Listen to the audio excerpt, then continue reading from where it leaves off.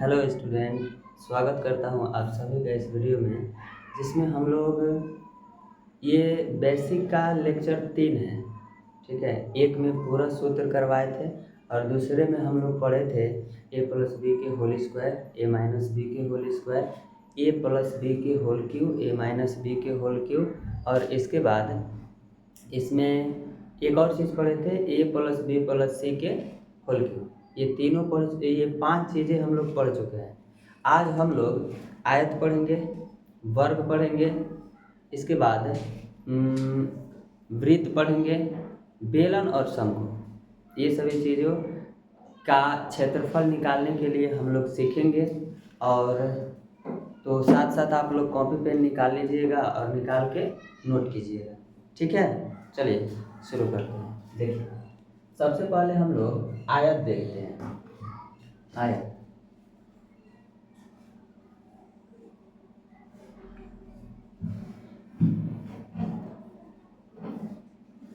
ABCD, ये क्या है? एक आयत है। आयत किसे कहते हैं? आयत किसे कहते हैं? जिसकी आमने सामने की भुजा बराबर होती है। देखिए, AB और DC आपस में बराबर है, यानी ये वाला भुजा इसके बराबर है और ये वाला भुजा इसके बराबर है। AB CD के बराबर है और AD BC के बराबर है। आयत हम लोग उसी को बोलेंगे जिसके आमने सामने की भुजा क्या होती है?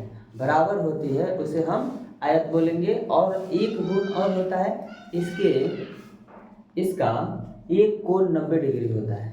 ठीक है, तो आमने सामने की भुजाएं अगर बराबर है, यानी तो अगर हम लंबाई मान लीजिए कि 8 दे देते हैं और चौड़ाई मान लीजिए कि 6 दे देते हैं, तो हम लोगों से पूछा गया कि इसका क्षेत्रफल बता दीजिए। अंदर का भाग क्या होगा?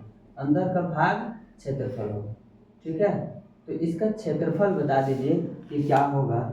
तो आयत का क्षेत्रफल, जैसे कि मान लीजिए कि पहला क्वेश्चन हम लोगों से पूछा गया कि आयत का क्षेत्रफल बता दीजिए क्या होगा। तो हमारे पास जो दिया है पहले उसको लिखिए। लंबाई दिया है 8 सेंटीमीटर, चौड़ाई दिया है 6 सेंटीमीटर। और पहला क्वेश्चन पूछा गया आयत का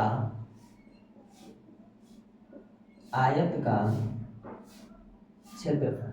आयत का क्षेत्रफल क्या होता है? लंबाई गुना चौड़ाई, L गुना B। L मतलब लंबाई, B मतलब चौड़ाई। तो लंबाई कितना है? 8 है। चौड़ाई कितना है? 6 है। तो 8 6 के क्या हो जाएगा? 48। और सेंटीमीटर में है, तो सेंटीमीटर गुना सेंटीमीटर क्या हो जाएगा? Centimetre square. ठीक है, सेंटीमीटर स्क्वायर। ठीक है, अब दूसरा क्वेश्चन है आयत का परिमाप। आयत का परिमाप क्या होता है? आयत का परिमाप क्या होता है?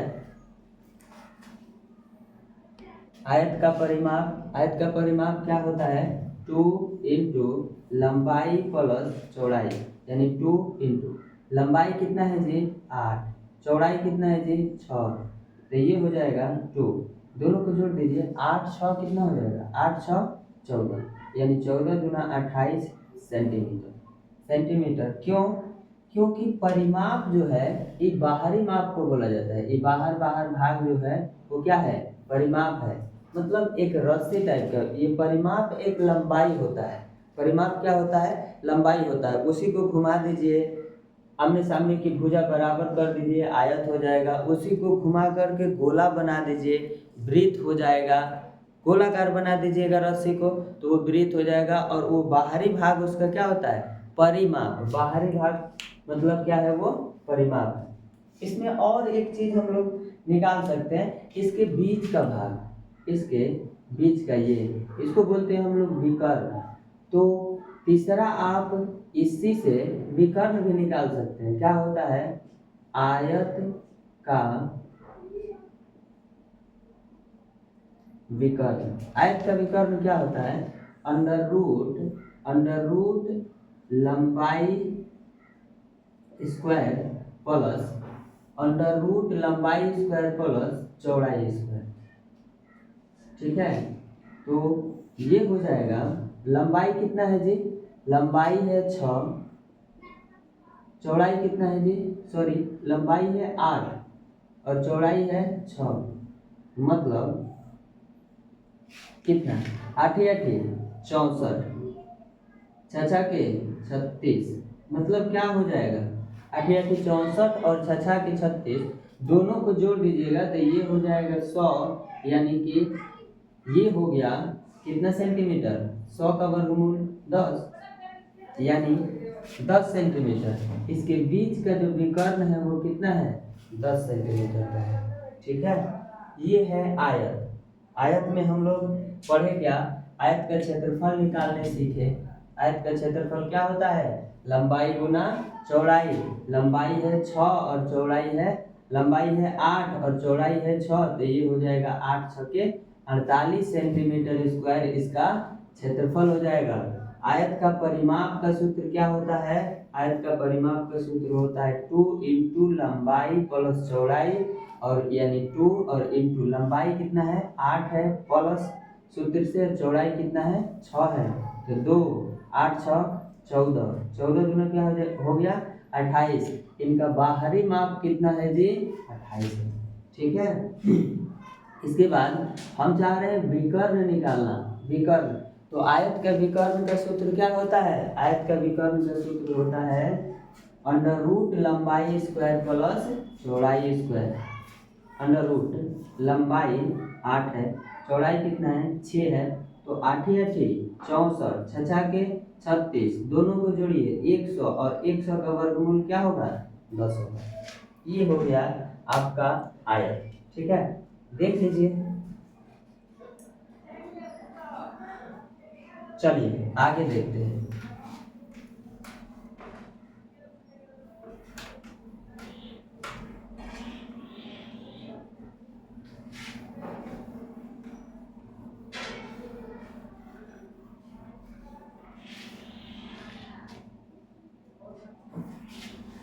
ठीक है, अब हम लोग वर्ग देखते हैं। वर्ग, अब हम लोग वर्ग देखते हैं।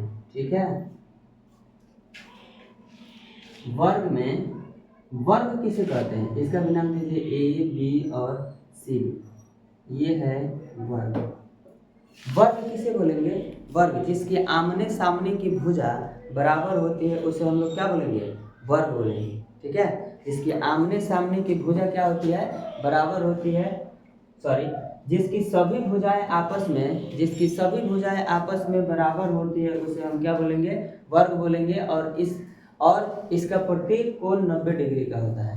वर्ग में प्रत्येक कोण क्या होता है, 90 डिग्री होता है। ठीक है, तो मान लीजिए कि वर्ग की हम भुजा दे देते हैं, जब सभी भुजा आपस में बराबर है तो ए को मिलेगा, इसका मतलब सभी मिल गया। तो वर्ग की भुजा हम दे देते हैं 12, या फिर दे दीजिए 6 सेंटीमीटर। वर्ग की भुजा 6 सेंटीमीटर ले लेते हैं। और आप लोगों को सूत्र इसका पता होगा, आप लोगों से 2-3 चीज इसमें पूछ सकता है। पहला इसका क्षेत्रफल पूछ लेगा, दूसरा इसका परिमाप पूछ लेगा, और तीसरा इसका विकर्ण पूछ लेगा। 3 चीज पूछेगा।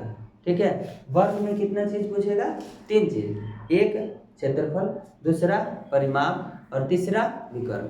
ठीक है, तो हम तीनों निकाल करके आप लोगों को दिखाते हैं। देखिए, पहला वर्ग का क्षेत्रफल, यानी भुजा हमें मिला है 6 सेंटीमीटर। तो पहला हम लोग निकाल लेंगे वर्ग का क्षेत्रफल क्या होता है जी, भुजा स्क्वायर। वर्ग का क्षेत्रफल भुजा स्क्वायर, यानी भुजा कितना है 6, यानी 6 गुना 6, तो ये हो जाएगा 36 सेंटीमीटर स्क्वायर। क्षेत्रफल निकल गया 36 सेंटीमीटर स्क्वायर। इसके बाद वर्ग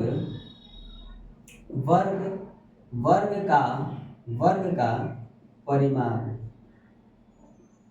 वर्ग का परिमाप क्या हो जाएगा, 4 गुना 1 भुजा। वर्ग का परिमाप क्या हो जाएगा, 4 गुना 1 भुजा। 4 और एक भुजा मतलब वही 6 है, तो 6 चौके क्या हो जाएगा 24, ये हो गया सेंटीमीटर। क्योंकि बाहर बाहर ये भाग की लंबाई है, तो ये एक प्रकार का परिमाप क्या होता है, लंबाई ही होता है, इसलिए इस पर हम स्क्वायर नहीं लगाएंगे।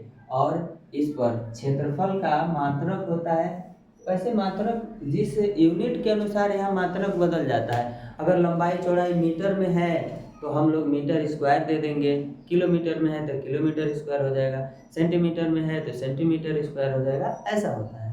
ठीक है, तो ये समय के साथ क्षेत्रफल का और आयतन का, इन सभी का मात्रक बदलता है। ठीक है, यूनिट के अनुसार बदल जाएगा। ठीक, तो आगे देखिए, इसके बाद हम लोग देखेंगे इसका विकर्ण, वर्ग का विकर्ण। वर्ग का विकर्ण क्या होता है, √2 गुना भुजा। वर्ग का विकर्ण √2 गुना भुजा, यानी √2 और भुजा कितना है 6, यानी इसको लिख देंगे हम लोग 6√2 सेंटीमीटर वर्ग, सेंटीमीटर। ये हो गया। इसमें 3 चीज आप लोगों से पूछेगा जो कि हम बता चुके हैं। देखिए, पहला वर्ग का क्षेत्रफल क्या होता है, भुजा स्क्वायर। भुजा दिया रहेगा आपको तो वहाँ भुजा की जगह पर रख दीजिए, ये स्क्वायर रह जाएगा। इसको 2 बार गुना कर दीजिए, स्क्वायर का मतलब 2 बार, तो 6 गुना 6, 6 के 36, यानी 36 सेंटीमीटर स्क्वायर। इस वर्ग का क्या आ गया, क्षेत्रफल आ गया। इसके बाद इसका परिमाप देख लीजिए, वर्ग का परिमाप 4 गुना 1 भुजा क्या होता है, 4 गुना 1 भुजा। तो 4 और 1 भुजा मतलब कितना 6, भुजा दिया है, ये तो सूत्र का 4 है, तो 6 चौके क्या हो जाएगा 24, क्या हो जाएगा 24 हो जाएगा। सॉरी, इसके बाद वर्ग का विकर्ण, क्या, वर्ग का विकर्ण क्या होता है, √2 गुना भुजा, मतलब 6 √2 सेंटीमीटर आ गया। ठीक है, चलिए अगला देखते हैं।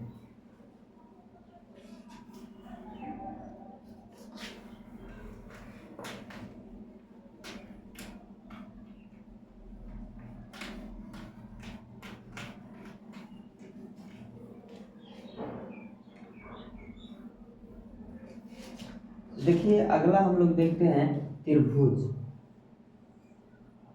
अगला हम लोग त्रिभुज देखते हैं।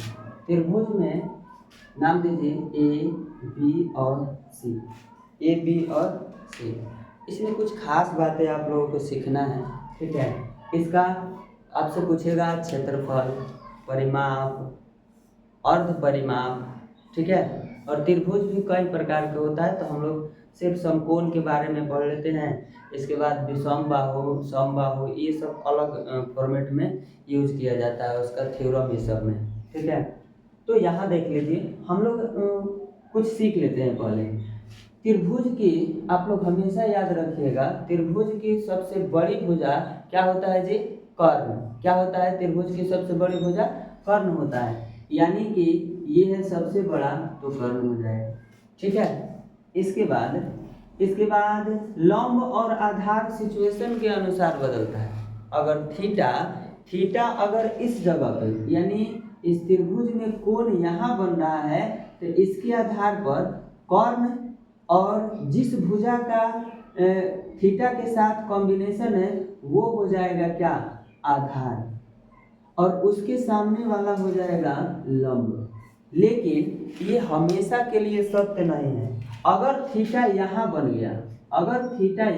गया, तो क्या कीजिएगा, अगर थीटा यहाँ बना तो इसके अनुसार आधार ये होगा, और उसके सामने यहाँ पर क्या होगा, ये इसके सामने वाला हो जाएगा लंब। ठीक है, तो फिलहाल हम लोग इसको यहीं से, मतलब यहीं पर थीटा मानते हैं, तो ये हो जाएगा आधार और ये हो गया लंब। आपसे अगर इसमें से कोई 2 चीज दे देगा, मान लीजिए कि लंब दे देगा, आधार दे देगा, आपसे कर्ण पूछेगा, तो क्या कीजिएगा, तो इसके लिए सूत्र आता है, पाइथागोरस प्रमेय कहता है कि कर्ण का वर्ग लंब का वर्ग और प्लस आधार का वर्ग, यानी सूत्र होता है कर्ण स्क्वायर बराबर लंब स्क्वायर प्लस आधार स्क्वायर, ऐसा होता है। इसके बाद इसी से हम लोग अलग अलग फॉर्मेट में सूत्र बना लेते हैं। अगर मेन सूत्र आप ये याद रखते हैं तो इससे कोई दिक्कत नहीं है, आप सारा कुछ निकाल सकते हैं। लेकिन इसी में कहीं कहीं पे अगर आपको दिक्कत आता है तो आप अलग डायरेक्ट कर्ण बराबर लिख सकते हैं। स्क्वायर को उधर भेजिएगा तो रूट हो जाएगा और यहाँ पर लगा दीजिए, ये हो जाएगा लंब का स्क्वायर और प्लस आधार का स्क्वायर, ठीक है। और फिर यहाँ से भी आप आगे बढ़ जाइए। अगर आपको सीधा लंब चाहिए तो आप लंब को यहाँ लिख दीजिए, लंब बराबर स्क्वायर इसका उधर चला जाएगा तो अंडर रूट हो जाएगा और ये होता है कर्ण का स्क्वायर और माइनस आधार का स्क्वायर, ठीक है। इसके बाद आधार, अगर आपको आधार बराबर डायरेक्ट चाहिए तो वो भी होता है लंब अंडर रूट कर्ण का वर्ग और माइनस लंब का वर्ग, ऐसा होता है जी, ठीक है। आप मेन सूत्र याद रखिएगा तो कहीं कोई दिक्कत नहीं। कर्ण का स्क्वायर बराबर लंब का स्क्वायर प्लस आधार का स्क्वायर हम उसी से निकाले हैं। अगर इसका सिर्फ वर्ग उधर भेज दिए तो ये अंडर रूट बना लिया, कर्ण का स्क्वायर लंब का स्क्वायर और प्लस क्या हो जाएगा आधार का स्क्वायर, यानी कर्ण बराबर सीधा हो जाएगा अंडर रूट लंब स्क्वायर प्लस आधार स्क्वायर। लंब पर भी स्क्वायर है, हम इसको यहाँ ला के रख लिए, ठीक है।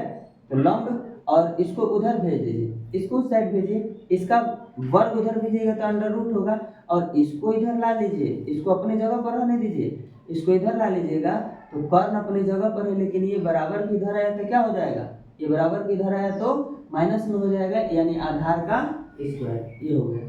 फिर यहाँ से हमें आधार चाहिए तो हम आधार को अपने उधर उसी साइड छोड़ देते हैं, आधार को यहाँ ला दिए, इसका वर्ग उधर भेज दिए तो अंडर रूट हो गया, तो कर्ण पर अंडर रूट होगा, अंडर रूट कर्ण का वर्ग और ये लंब है इसको इधर भेजेंगे तो माइनस लंब का वर्ग हो जाएगा, ठीक है।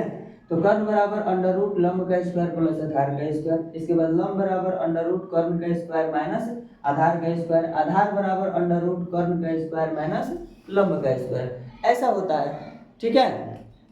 इसके बाद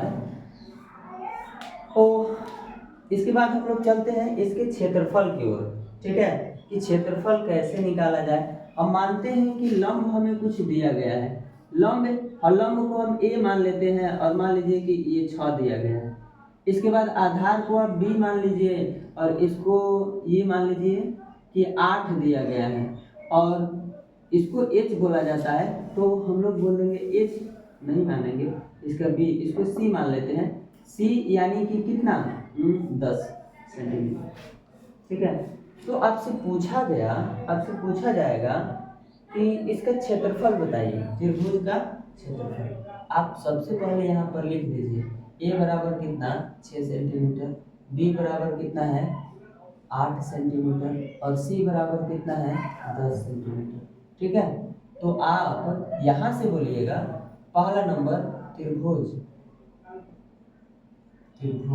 का क्षेत्रफल क्या होता है 1/2 आधार गुना ऊंचाई, आधार गुना क्या हो जाएगा ऊंचाई, मतलब 1/2, आधार कितना है जी 8, ऊंचाई कितना है जी ये कर्ण को नहीं, आधार ये है तो लंब भी क्या होता है ऊंचाई होता है, तो ये हो जाएगा 6, कटा दीजिए कितना हो जाएगा 4, यानी 4 गुना 6 चौके 24 सेंटीमीटर स्क्वायर, ये हो गया। इसके बाद आपसे पूछा जाएगा दूसरा क्वेश्चन इसी में, त्रिभुज का परिमाप बराबर क्या हो जाएगा a प्लस बी प्लस सी, मतलब a का मान 6, b का मान 8, c का मान 10, तो ये हो जाएगा 18 और 6 कितना हो जाएगा, ये भी हो जाएगा 24 सेंटीमीटर, ठीक है। तीसरा नंबर आपसे पूछा जाएगा त्रिभुज का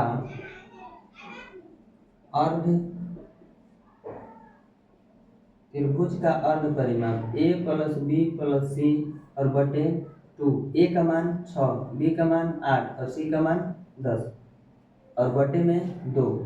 तो यहाँ से 24/2 ये कट के आ जाएगा 12 सेंटीमीटर।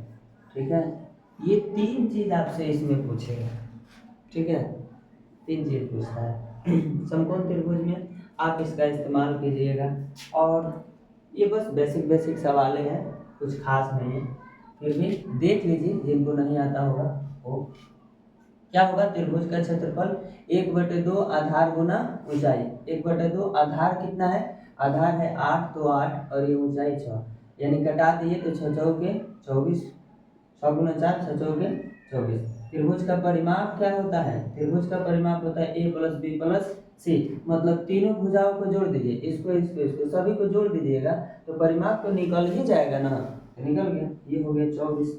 इसके बाद अर्ध परिमाप, अर्ध माने आधा, अर्ध मतलब आधा, यानी कि 6 8 10 और बटे में 2, जोड़ दीजिए इसको 24, ऊपर में 24 और नीचे वाला 2 को उतार दीजिए, ये कट गया, कितना आ गया जी 12।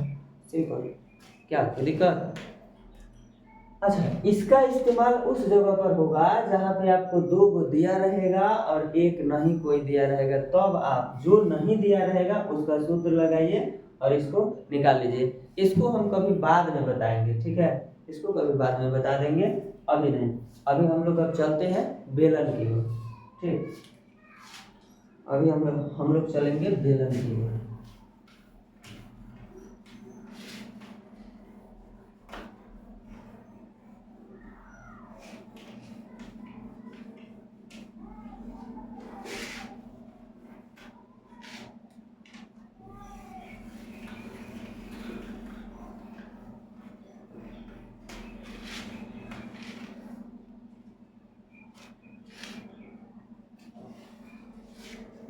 चलिए बेलन देखते हैं। बेलन है हमारे पास, ये इसको बोलेंगे बेलन। ठीक है, बेलन में पता है त्रिज्या व्यास ये सब चीजें होता है। ठीक है, देखिए पूरा अगर ये पूरा भाग नीचे का दिया है पूरा, इसको d यानी कि व्यास बोलेंगे। मान लीजिए कि ये 14 सेंटीमीटर दिया है, व्यास बोलेंगे। और यहाँ से पूरा दिया है तो ये भी क्या है, व्यास है। और ये वाला भाग इसका ऊंचाई होता है, ये ऊंचाई है h। मान लीजिए d का मान दिया है 14 और आपका h का मान मान लीजिए दे दिया है कुछ भी 4 या 4 नहीं 12 मान लीजिए कि 12 दिया है, 8 ही मानिए, 8 मान लीजिए 8। ठीक है, तो अगर आपसे पूछ दिया कि आप इसका वक्र पृष्ठीय क्षेत्रफल बताइए, वक्र पृष्ठीय क्षेत्रफल, फिर कुल पृष्ठीय क्षेत्रफल, फिर आयतन बता दीजिए, तो कैसे निकालिएगा, पता होना चाहिए ना। और आपको सूत्र भी हम बताए हैं इसका, बेसिक का फर्स्ट लेक्चर में इन सभी का सूत्र बताए हैं। तो अगर आप सूत्र नहीं देखे हैं तो वहाँ से पहले सूत्र देखिए और इसके बाद उसको याद कर लीजिए, याद करके फिर सवालों को कीजिएगा तो ज़्यादा मजा आएगा। ठीक है, मेहनत तो भाई करना पड़ेगा, बिना मेहनत किए आप सोचिएगा कि कुछ हो जाएगा तो संभव नहीं है। मेहनत आपको ज़बरदस्त करना पड़ेगा। अगर आपको जीवन में कुछ करना है तो मेहनत कीजिए, बिना मेहनत कर किए कुछ नहीं होने वाला है। इसलिए बढ़िया से पढ़िए, ध्यान से पढ़िए और जीवन में हमेशा आगे बढ़िए। ठीक है, चलिए देखते हैं आगे। इसका पहले तो हमें त्रिज्या की ज़रूरत पड़ेगा, व्यास से काम चलने वाला नहीं है, पहले हमें त्रिज्या की ज़रूरत पड़ेगा। तो वहाँ से हम लोग पहले त्रिज्या निकालते हैं। हमें मिला है व्यास, व्यास कितना है, व्यास है 14 सेंटीमीटर। तो पता है आपको, अगर आपको त्रिज्या निकालना है तो त्रिज्या बराबर सूत्र होता है, त्रिज्या बराबर सूत्र होता है व्यास बटे 2, व्यास बटे 2।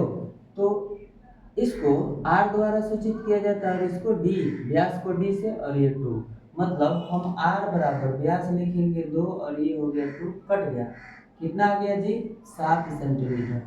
तो पहला हम लोग निकालेंगे क्या, बेलन। बेलन का वक्र पृष्ठीय क्षेत्रफल। बेलन का वक्र पृष्ठीय क्षेत्रफल क्या हो जाएगा? बेलन का वक्र पृष्ठीय क्षेत्रफल होता है 2 पाई आर एच।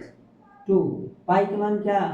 पाई के मान हमेशा याद रखिएगा, आगे के क्लासेस में जब आप लोग 10th में या फिर 9th में कीजिएगा सवाल, तो उसमें पाई का मान बोलेगा कि जब तक अन्यथा न कहा जाए तब तक पाई का मान 22/7 लीजिए। ठीक है, आगे हम लोग करेंगे, जब सवाल करेंगे उस टाइम हम लोग करेंगे तो वहाँ लिखा रहेगा। अगर पाई के मान जब नहीं बोला है तो हम लोग बोलेंगे, लिखेंगे क्या? 22/7। अगर कहीं सवाल में यूज करना होता है तो वहाँ पर बोलता है 3.14 का प्रयोग कीजिए। ठीक है, तो यहाँ पर हम लोग सिंपल सवाल बना रहे हैं, बेसिक सब सवाल सीख रहे हैं, तो उसमें हम लोग हमेशा पाई का मान क्या यूज करेंगे? 22/7। ठीक है, चलिए देखते हैं। तो यहाँ से 22/7 ले लेंगे और r का मान क्या है जी? r का मान यहाँ निकला है 7 और h का मान क्या है? 8। देखिए 7 से 7 कट गया, 22 दूना 44 और ये हो जाएगा कितना? 8। 22 दूना 44, ये हो गया 8। इसको गुना कर दीजिए, 8 चौके 32 के 2 हासिल 3, और 8 चौके 32 और 3 कितना हो जाएगा? 35, यानी 352 सेंटीमीटर स्क्वायर इस बेलन का वक्र पृष्ठीय क्षेत्रफल हो गया। वक्र पृष्ठ का मतलब क्या है कि हम लोग जो जो भाग छू सकते हैं वही भाग क्या होता है? वक्र पृष्ठ होता है। ठीक है, जो जो भाग ऊपर का भाग हम लोग छू लेंगे तो वही भाग क्या है? वक्र पृष्ठ है। ठीक है, आगे देखते हैं। आगे इसका कुल पृष्ठीय क्षेत्रफल निकालते हैं। बेलन का कुल पृष्ठीय क्षेत्रफल, बेलन का कुल पृष्ठीय क्षेत्रफल क्या होता है? 2 pi are into R plus H. 2 pi are into R plus H. 2 pi के मान क्या हो जाएगा? 22/7। आर का मान क्या है जी हमारे पास? 7 है। फिर क्या? 7 प्लस एच का मान क्या है जी? एच का मान क्या है? एच का मान है हमारे पास कितना? 8। तो ये 7 से 7 कट गया, 22 दूना 44 हो गया और ये हो जाएगा, गुना कर दीजिए, 7 से 14 15। अब 44 गुना 15 कीजिए, कुल पृष्ठीय क्षेत्रफल आराम से निकल जाएगा। साइड में किधरों करते हैं, देखिए यहाँ पर 44 गुना 15, 4 पंचे 20 के 0 हासिल 2, 4 पंचे 20 2 22। इसके बाद ये 4 और 4 0, 4 2 6, मतलब कितना आ गया? ये आ गया 660 सेंटीमीटर स्क्वायर। 660 सेंटीमीटर स्क्वायर हो गया। ठीक है, अब आयतन कहाँ निकाला जाए, इसको याद रखिएगा आप लोग। ठीक है, जगह की कमी है फिर भी हम लोग यहाँ पर निकाल लेते हैं आयतन। बेलन का आयतन, बेलन का आयतन क्या हो जाएगा? Pi R square H. Pi R square H हो जाएगा। पाई के मान 22/7, आर का मान 7 है, तो 7 गुना 7 और ये ऊंचाई है इसका 8। 7 से 7 कट गया, ये हो जाएगा 7 दूना 14, 7 दूना 14 और 1 15 हासिल का, और यहाँ पर हो गया क्या? 8। फिर 8 से इसको गुना कर दीजिए, 8 चौके 32 के 2 हासिल 3, और 8 पंचे 40 और 3 43 के 3 हासिल 4, 8 एक 8 और हासिल वाला 4 12, 1232 सेंटीमीटर स्क्वायर क्यू आयतन है ना जी, क्यू हो जाएगा इसका आंसर हो जाएगा। ठीक है, तो आप यहाँ से 3 चीज बेलन से निकाल सकते हैं। कभी कभी आपको डायरेक्ट त्रिज्या देगा तो इसको निकालने की जरूरत नहीं है, आप डायरेक्ट यहाँ मान रखिएगा। आप 3 चीज सीखे, क्या क्या? आप बेलन का वक्र पृष्ठीय क्षेत्रफल आराम से निकाल सकते हैं, आपको पता है बेलन का वक्र पृष्ठीय क्षेत्रफल 2 पाई क्या होता है? 2 पाई आर एच होता है। ठीक है, तो यहाँ ऐसे मान रखिएगा, इसका आंसर आ जाएगा। ठीक है, और बेलन का कुल पृष्ठीय क्षेत्रफल का भी सूत्र आपको पता चल गया, 2 pi are into R plus H होता है। 2 रख दीजिएगा, पाई के मान जो भी 22/7 रखिएगा, आर का मान जो भी दिया है जमा दीजिए दोनों जगह पे, और एच का भी मान वहां से उठा के लिख दीजिए, ऐसे गुना भाग कीजिएगा, आंसर आ जाएगा। इसके बाद बेलन का आयतन भी आपको पता चल गया, 2 यानी पाई आर स्क्वायर एच होता है, पाई के मान 22/7, और फिर आर का मान 2 बार लिख दीजिएगा, एच का मान जो भी है उठा के लिख दीजिएगा, कटने वाला है तो कटा दीजिए, नहीं तो गुना करके लिख दीजिए, आंसर आ गया, सिंपल। ठीक है, अब हम लोग देखते हैं शंकु। ठीक है, अब हम लोग शंकु देखते हैं, यानी ये लास्ट सवाल, अब शंकु करके और फिर इसको खत्म करेंगे क्लास को।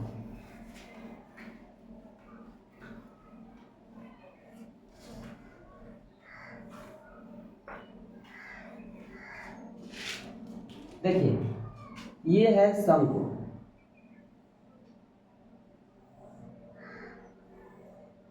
ठीक है, बर्थडे वाला टोपी देखे ना आप लोग, वही होता है शंकु। ठीक, शंकु में आपको 3 चीजें देता है, 3 चीजें होना जरूरी है तब काम होगा, नहीं तो नहीं। पहला हमें क्या, पहला तो मेरे पास त्रिज्या होना चाहिए, यहाँ भी कभी कभी व्यास दे देगा तो व्यास से हम त्रिज्या निकालने सीख गए हैं, कोई दिक्कत नहीं है। और अगला वाला में हम आप लोगों को व्यास लेकर के बताए थे, इस वाला में त्रिज्या लेकर के बताते हैं। त्रिज्या हमें दिया है कि दे देगा मान लीजिए 7 सेंटीमीटर, ठीक है, और यहाँ से इस वाले भाग को हम लोग बोलते हैं ऊंचाई, इस वाले भाग को क्या बोलते हैं, ऊंचाई। ऊंचाई मान लीजिए हमारा 10 सेंटीमीटर दिया है, और ये वाला भाग होता है एल, तिर्यक ऊंचाई। तिर्यक ऊंचाई के भी सख्त जरूरत होता है, ठीक है, तिर्यक ऊंचाई के भी सख्त जरूरत होता है, तो इसको भी हम लोग मान लेते हैं कि ये 5 सेंटीमीटर दिया है, ठीक है। अच्छा, अगर कभी कभी तिर्यक ऊंचाई नहीं दिया रहेगा ना, तो आप लोग एक सूत्र याद रखिएगा कि एल स्क्वायर बराबर होता है एच स्क्वायर और प्लस में आर स्क्वायर, ये वाला सूत्र रहेगा, तो आप कोई भी 2 को दिया रहेगा तो तीसरा आप आसानी से निकाल सकते हैं, कोई दिक्कत नहीं है, ठीक है। इसमें 3 चीज पूछेगा, जब ये तीनों आपके पास उपस्थित रहेगा तो आपसे 3 चीज संभव है पूछ सकता है। पहला, शंकु का वक्र पृष्ठीय क्षेत्रफल बताइए, दूसरा शंकु का कुल पृष्ठीय क्षेत्रफल बताइए, और तीसरा शंकु का आयतन, ठीक है। तो हम लोग बारी बारी से तीनों निकाल के चेक करते हैं, ठीक है। आइए, पहला हम लोग को सब कुछ मिला है वहीं से लिख लेंगे। पहला हम लोग लिखेंगे शंकु, शंकु का वक्र पृष्ठीय क्षेत्रफल। शंकु का वक्र पृष्ठीय क्षेत्रफल क्या होता है जी, पाई आर एल। पाई का मान 22/7, आर का मान है 7 और एल का मान है 5, कटा 22 गुना 5 कर लीजिए, 5 गुना 10 के क्या हो जाएगा, 5 गुना 10 के 0, हासिल 1, 5 गुना 10 और 1 11 सेंटीमीटर स्क्वायर। ये हो गया शंकु का वक्र पृष्ठीय क्षेत्रफल। दूसरा हम लोग लेते हैं शंकु का कुल पृष्ठीय क्षेत्रफल। शंकु का कुल पृष्ठीय क्षेत्रफल क्या हो जाएगा, pi are into L plus R. Pi के मान 22/7, आर का मान 7, एल का मान कितना है जी 5, और फिर से आर का मान 7, 7 से 7 कट गया, ये हो गया आपका, ये हो गया 22, और इसको जोड़ दीजिए 7 5 12, अब इसको गुना कर दीजिए, 22 गुना 12 4 4, ये 2 2, फिर 4 6 2, यानी 264 सेंटीमीटर स्क्वायर आंसर हो जाएगा, ठीक है। आगे एक और चीज पूछेगा आप लोगों से, शंकु का आयतन, यानी तीसरा नंबर, शंकु का आयतन। शंकु का आयतन क्या हो जाएगा जी, शंकु का आयतन होगा 1/3 पाई आर स्क्वायर एच। देखिए ये बेलन का आयतन है, ये बेलन का आयतन है, बेलन का आयतन क्या क्या बताए थे, पाई आर स्क्वायर एच। अगर हम बेलन के आयतन में 3 से भाग दे देंगे तो वो शंकु का आयतन में क्या हो जाएगा, बदल जाएगा। ठीक है, तो ये हो गया 1/3 पाई के मान 22/7, आर का मान क्या है 7, 2 बार है यार तो 7, और एच का मान फिर क्या हो जाएगा 5। 7 से 7 कट गया, 7 से 7 कट गया। यहाँ 22 गुना 5 सते 35 और बटे में 3 कर दीजिए, गुना कर दीजिए। 22 गुना 35, 5 दूना 10 के 0, हाथ से 1, 5 दूना 10 और 1 11, 3 दूना 6 और फिर 3 दूना 6, 0 7 6, मतलब 770/3 सेंटीमीटर स्क्वायर। अब चाहे तो भाग भी दे सकते हैं, कोई दिक्कत की बात नहीं है, स्क्वायर नहीं होगा, आयतन है तो ये होगा। ठीक है, ऐसे करना है। तो आप लोग आज एक बार रिवीजन कर लीजिए, तब फिर क्लास खत्म करेंगे। हम लोग के पास शंकु में क्या क्या होना चाहिए, एच होना चाहिए, आर होना चाहिए और एल होना चाहिए, यानी शंकु का आयतन। शंकु का आयतन क्या हो जाएगा जी, शंकु का आयतन शंकु का वक्र पृष्ठीय क्षेत्रफल होता है पाई आर एल। पाई के मान 22/7, आर का मान 7 और एल का मान 5 है तो 5। 7 से 7 कट जाएगा, और यहाँ 22 गुना 5 110 सेंटीमीटर स्क्वायर।